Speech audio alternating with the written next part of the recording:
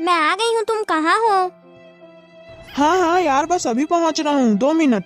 तुम मुझे कल रात से बुला के तुम सोई हुई थी और मैं इधर इधर उधर भटक रहा था। मेरे को कैसा लग रहा था बताओ तो। सुनो यार, मेरी माँ बाप दुखी है, तुम मेरे से शादी कर लो ना प्लीज। मैं तो आपको बोली ना कि मैं आपके साथ शादी नहीं कर सकती, तो तुम मेरे साथ जबरदस्ती क्यों कर रहे हो?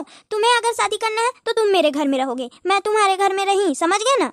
देखो यार, तुम शांत हो जाओ प्लीज, क्योंकि मेरे मम्मी पापा कल से मुझे ढूंढ रहे हैं और मैं कल रात से नहीं हूँ। आज सुबह के 11 बज चुके हैं। तुम्हें अगर शादी करना ही है तो तुम मेरे घर में रहोगे, ना कि मैं तुम्हारे घर में जाऊंगी। ये सोच समझ कर तो मेरे से शादी करना।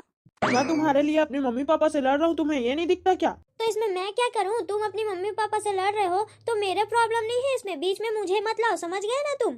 अगर मैं तुम्हें प्यार नहीं करता तो कल रात को नहीं आता, न कल रात को अपनी मम्मी पापा को मैं लड़ता। मेरी मम्मी पापा किसी और से शादी करना चाहते हैं, तुम्हारा और मेरा ब्रेकअप।